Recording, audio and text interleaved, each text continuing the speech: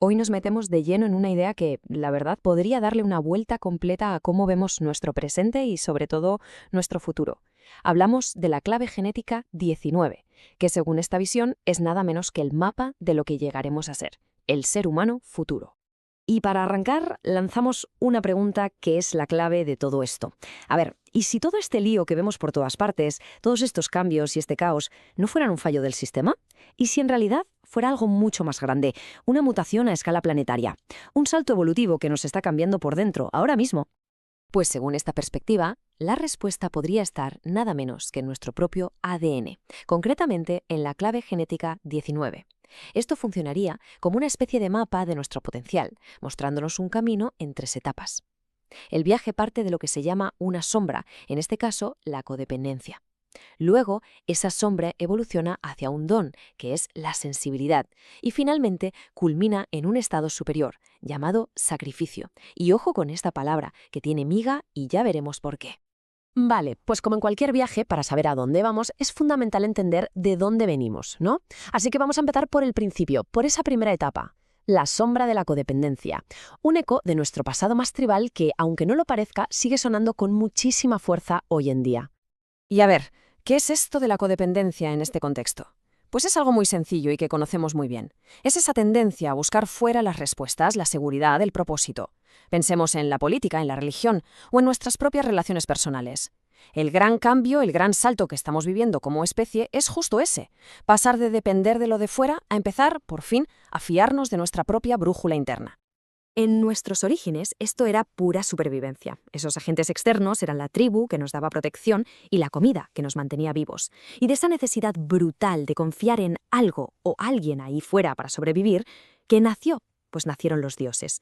Es una idea potentísima si lo pensamos, que el origen de todas las religiones del mundo fue esa necesidad de una autoridad externa que nos cuidara. Una necesidad que de mil maneras sigue muy presente. Y ojo, que nadie piense que esto es cosa del pasado, de los libros de historia. Para nada. Esta programación está más viva que nunca. La vemos en los grandes debates y conflictos de hoy. La ciencia, que nos empuja a pensar por nuestra cuenta, frente a la religión, que a menudo pide fe en una autoridad externa. O la globalización, contra el resurgir de los nacionalismos. Es la misma lucha de siempre, el mismo patrón ancestral, pero en un escenario global. Y si lo bajamos a tierra, a nuestro día a día, esto se ve clarísimo en dinámicas de relación que seguro que a todos nos suenan. Por un lado está la persona necesitada, la que se aferra, la que usa la culpa para que le hagan caso. Y por el otro, la persona aislada, la que va de dura, la que presume de no necesitar a nadie, pero en el fondo es un volcán a punto de estallar y rechaza cualquier ayuda. Son las dos caras de la misma moneda, dos formas de gestionar esa herida de codependencia que todos llevamos dentro. Pero claro, aquí viene lo bueno, porque toda sombra en realidad esconde un regalo. Y es aquí donde la cosa se pone interesante, donde la mutación de verdad empieza a tomar forma. Entramos en la segunda etapa del viaje, el don de la sensibilidad, la clave para dejar atrás el viejo patrón, y quizá el mayor regalo de nuestro tiempo. Mirad, para que nos hagamos una idea de lo que significa esta nueva sensibilidad, hay un fenómeno real que lo ilustra de maravilla: la sinestesia. Hablamos de gente que literalmente puede saborear una palabra o ver el color de un sonido. Una pasada, ¿verdad? Pues esta no es más que una pequeña muestra de cómo nuestros sentidos pueden empezar a mezclarse y afinarse mucho más, como parte de este despertar. Pero es que esto va mucho, muchísimo más allá de los 5 sentidos que conocemos. Hablamos de la capacidad de sentir de verdad lo que necesita el otro, de reconectar con la naturaleza de una forma que hemos olvidado. Y sí, aunque suene a película, esta visión incluye hasta la capacidad de comunicarse con otras especies, sobre todo con los mamíferos, habilidades que nuestra mente lógica suele descartar por completo. Y esto, en realidad, no es nada nuevo, ¿eh? Personas así, con esa sensibilidad a flor de piel, han existido siempre. Eran los chamanes, los místicos, los visionarios. Como dice el texto, son los intérpretes naturales de otras esferas. Actúan como puentes entre nuestro mundo y otras realidades, capaces de percibir energías que para la mayoría son simplemente invisibles. Y con todo esto sobre la mesa, llegamos a la traca final, a la última etapa, porque si pasar de la codependencia a la independencia es un paso importante, lo que viene ahora es un salto cuántico, un cambio total de paradigma que nos lleva a la interdependencia, el que podría ser el auténtico futuro de nuestra especie. Aquí lo vemos todo de un vistazo, el mapa completo de este viaje. Venimos de un pasado tribal, codependiente. Ahora mismo estamos cruzando el presente, que es caótico porque es el de la independencia, el del yo por encima de todo. Pero la meta, el destino final, es un futuro unificado en la interdependencia.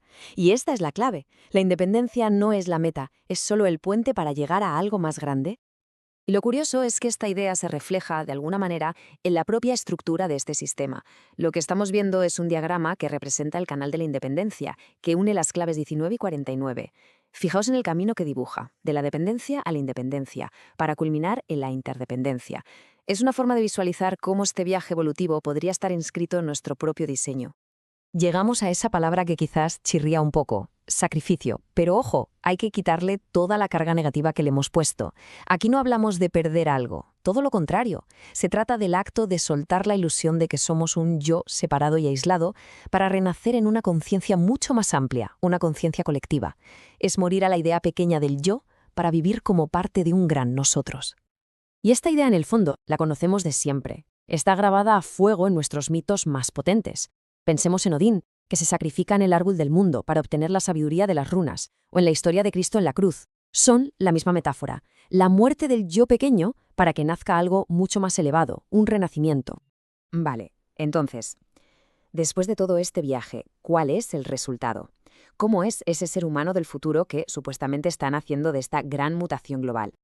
Resulta que la clave genética 19 forma parte de algo más grande, lo que aquí se llama el anillo de Gaia.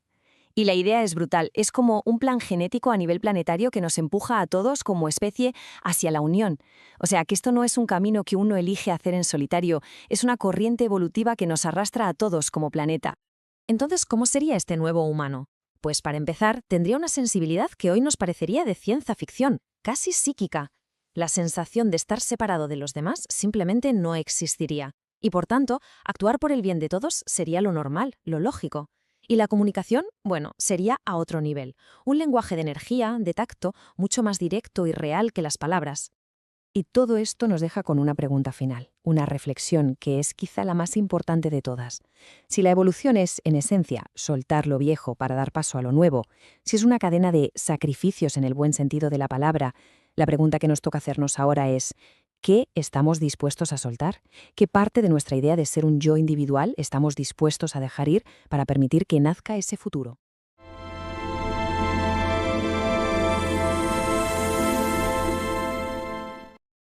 Bienvenidos. Hoy tenemos sobre la mesa un material que es denso, por decirlo suavemente. Un poco, sí. Son una serie de gráficos, textos, símbolos sobre algo llamado la clave genética 19. Y al primer vistazo es un poco abrumador, ¿no? Hay diagramas que parecen casi de ingeniería, terminología de astrología y conceptos que se meten de lleno en lo místico. Sí, es una mezcla curiosa. Así que nuestra misión aquí, va a ser intentar desentrañar todo esto. A ver qué sacamos en claro. Lo que más me llamó la atención al leerlo es la promesa tan enorme que hacen. No se andan con chiquipos, vamos. Para nada. Hablan de nada menos que el viaje evolutivo de la humanidad, desde un estado que llaman de codependencia hasta la llegada de un humano del futuro. Casi nada. Y la idea de fondo, que es muy potente, es que nuestro ADN está mutando ahora mismo, en esta misma generación. Así que bueno, vamos a desgranar esto a ver qué encontramos. Pues sí, es una premisa ambiciosa. Y para empezar a entenderla, yo creo que lo mejor es anclarla en los datos más concretos que nos dan, que son como las coordenadas en un mapa. Vale. Nos dicen que esta clave 19 está en un lugar llamado centro raíz, dentro de un sistema más grande, el diseño humano. Y desde ahí se conecta con otra clave, la 49, para formar algo que denominan el canal de la síntesis. O de la independencia, que también lo llaman así. Y eso ya nos da una primera pista sobre su función, claro. Exacto. Pero es que además le ponen fecha. Dicen que su influencia se siente sobre todo cuando el Sol pasa por Acuario, más o menos entre el 28 de enero y el 2 de febrero. Sí. Y aquí viene lo que a mí me ha dejado un poco perplejo. Lo asocian a dos cosas muy específicas a nivel biológico. Un aminoácido, la isoleucina, y el vello corporal. Sí, esa es la parte que suele hacer que la gente arquee una ceja. Totalmente. Porque, a ver, lo del aminoácido, vale, suena a científico, te da un anclaje biológico. Pero, ¿el vello corporal? ¿En serio? ¿Los textos explican de dónde sacan esa conexión o es una de esas cosas que simplemente afirman y ya está? Pues no entran en un detalle científico exhaustivo, la verdad. Lo presentan más como una correspondencia simbólica y fisiológica. Ah, vale. El vello corporal es una de nuestras conexiones más primarias con nuestro lado mamífero, con el instinto, con la sensibilidad táctil a nivel de piel. Y como veremos, la sensibilidad es el corazón de esta clave genética. Entiendo. Pero lo que es fascinante aquí es el intento de tejer una red. No te dan solo una idea espiritual, sino que intentan conectarla con la biología, con la astrología, Acuario, el agente de cambio revolucionario, y con una estructura aún mayor. ¿Te refieres a eso que llaman el anillo de Gaia? Exacto. Nos dicen que esta clave 19, junto a otras dos, la 60 y la 61, forman este anillo y afirman que ese anillo contiene, por así decirlo, el plan maestro para que toda la vida en la Tierra vuelva a un estado de unión. Vaya tela. O sea que no estamos hablando de un rasgo de personalidad aislado, sino de una pieza que, según esta visión, es fundamental para el futuro del planeta entero. Eso es. Vale, entiendo el marco general, pero si esto trata de una evolución hacia el futuro, imagino que tenemos que entender bien el punto de partida, y ahí es donde introducen el concepto de la sombra de la codependencia. Y aquí la escala de la afirmación es brutal, de nuevo. Sí, porque no hablan de la codependencia en una relación de pareja, que es lo que uno piensa, sino como el cimiento de toda la civilización humana. Es un giro de guión muy interesante, ¿verdad? Redefinen la codependencia. En su origen, dicen, es simplemente nuestra dependencia de fuerzas externas para sobrevivir. Al principio, era la naturaleza. Dependíamos de la lluvia, del sol, de la caza. Claro, lo básico. Y más tarde, para gestionar esa ansiedad, humanizamos esas fuerzas y creamos a los dioses. Espera, que esto hay que digerirlo. Me estás diciendo que, según estos textos, el origen de todas las religiones del mundo, absolutamente todas, desde el panteón griego hasta el monoteísmo moderno, ¿es un mecanismo psicológico? Sí, ¿Para gestionar nuestra codependencia fundamental con el entorno? eso es exactamente lo que afirman. Y se mojan bastante. Dicen que nuestra relación con un Dios externo, al que rezamos, pedimos y tememos, es por definición una relación codependiente. ¡Qué fuerte! No lo juzgan como bueno o malo, sino como una etapa evolutiva necesaria. La dependencia más básica es la comida, que depende del territorio, y de ahí nacen las tribus, las culturas, las naciones. Toda la estructura social se edifica sobre esa necesidad primaria. Es una idea increíblemente audaz. Básicamente reduce milenios de teología y espiritualidad a un síntoma de una fase evolutiva. Y si seguimos esa lógica, ¿qué está pasando ahora? Pues que estamos en medio de lo que llaman la gran mutación. La ciencia y la tecnología, por primera vez, nos permiten jugar a ser Dios. Y lo dicen con esas palabras. Claro. Podemos crear lluvia, modificar genéticamente los cultivos, controlar la fertilidad. Estamos rompiendo activamente esa dependencia externa que nos ha definido durante milenios. Y claro, eso tiene que generar un conflicto tremendo. El mayor de todos. Según esta visión, el choque que vemos en el mundo entre ciencia y religión, o entre globalización y tribalismo, no es solo político o cultural. Es el sonido de dos placas tectónicas evolutivas colisionando. ¡Ostras! Una parte de la humanidad se aferra a la vieja estructura de dependencia, la tribu, el dios, la nación, mientras otra empuja hacia una nueva forma de autonomía. Y esto plantea una pregunta importante. ¿Cómo se vive este drama cósmico en el día a día, en nuestras casas? Y los textos lo conectan directamente con la crisis de las estructuras familiares.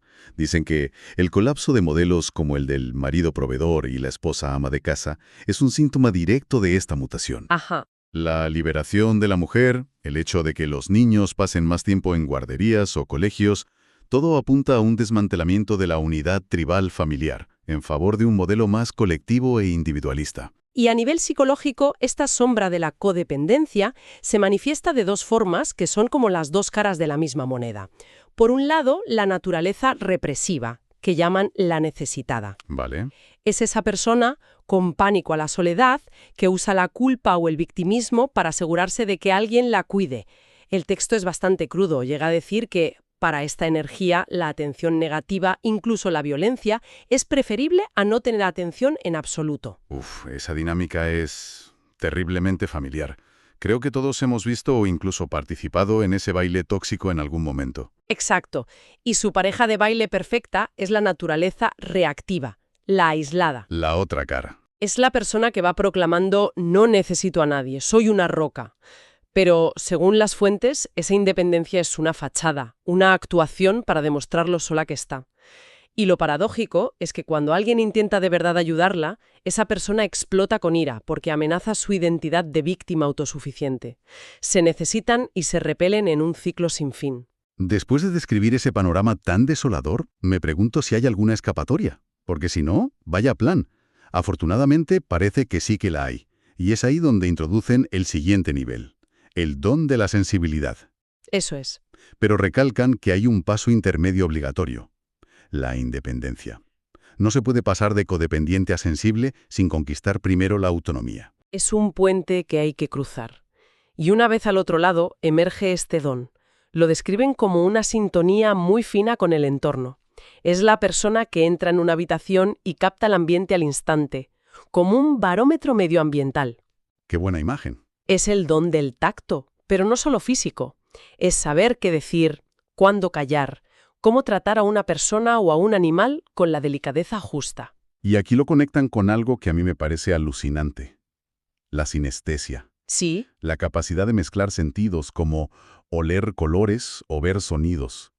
No lo presentan como una rareza o un fallo neurológico, sino como el siguiente paso, como una habilidad genética latente en todos nosotros que se activa al operar desde esta frecuencia más alta de sensibilidad. y lo que es realmente curioso es que lo plantean como una consecuencia, no como una causa. O sea, no es que tengas sinestesia y por eso eres sensible. Exacto.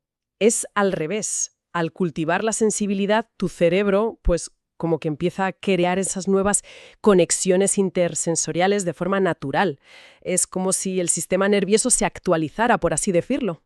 Y a partir de aquí las implicaciones se vuelven, bueno, bastante más etéreas, ¿no? Dicen que este don permite percibir campos energéticos, auras, patrones emocionales, y que actúa como un portal al inconsciente colectivo. A ver, aquí es donde a mí me cuesta un poco seguirles el ritmo. Hablar de portales a reinos débicos o angélicos puede hacer que mucha gente desconecte y piense que esto es pura fantasía. Claro, ¿Intentan anclar esto en algo tangible o nos están pidiendo un salto de fe? es una pregunta muy pertinente. No lo justifican en términos científicos convencionales, claro. Lo enmarcan dentro de su propia lógica de frecuencias.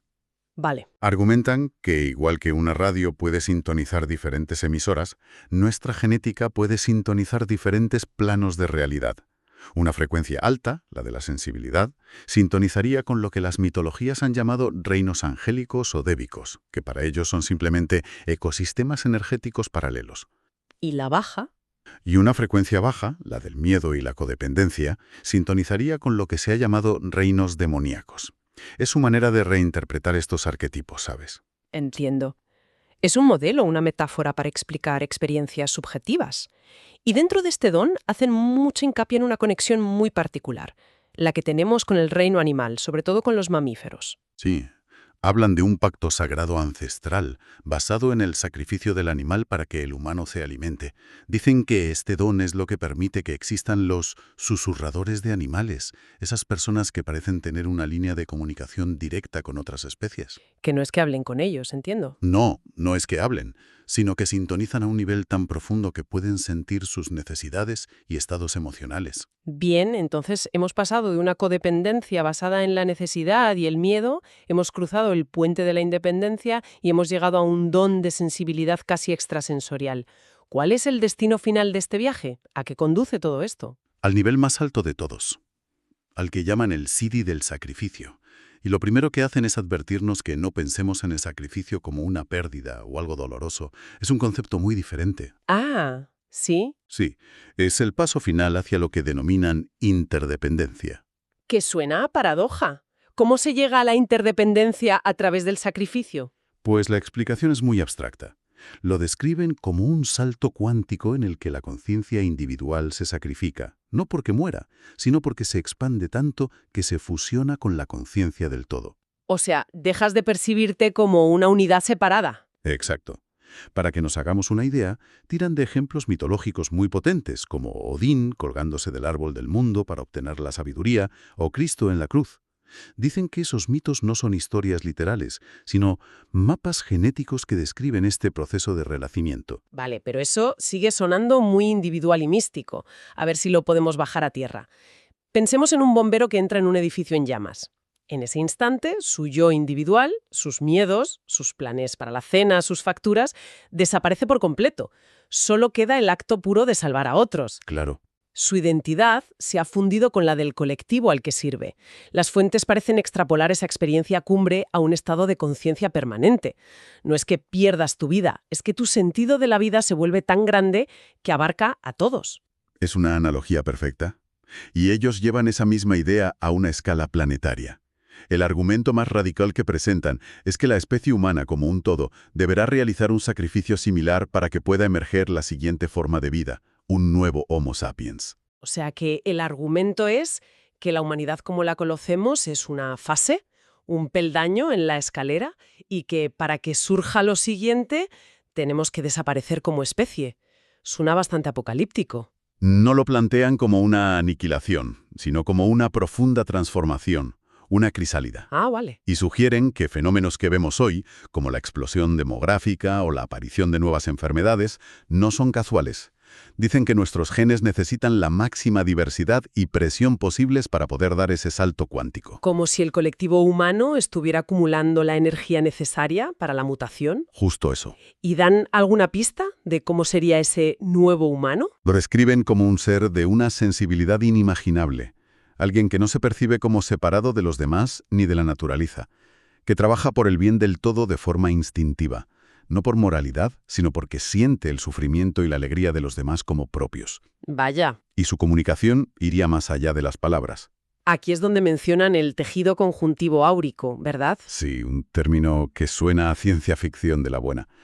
La idea es que la comunicación sería una especie de tacto a distancia, una conciencia compartida que uniría a todos los seres vivos, no solo a los humanos. Una especie de telepatía empática a nivel global. Algo así. Para rematar y añadir una última capa de simbolismo, conectan todo este proceso con algo que llaman las 9 iniciaciones planetarias y asignan esta clave 19 a la quinta, la Anunciación. Que en la tradición cristiana es cuando se anuncia la concepción de un niño divino.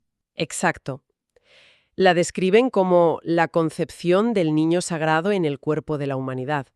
Un acto que, simbólicamente, requiere que la humanidad, como colectivo, sacrifique su recién conquistada independencia adolescente en favor de una madurez interdependiente, para poder gestar ese futuro. Es un viaje increíble, la verdad. Si lo resumimos, las fuentes trazan un arco evolutivo que empieza en nuestra base más animal y tribal, en una codependencia total del entorno y de los dioses que creamos. Luego nos empuja a conquistar la independencia individual. Exacto. Lo que a su vez despierta una sensibilidad casi mágica.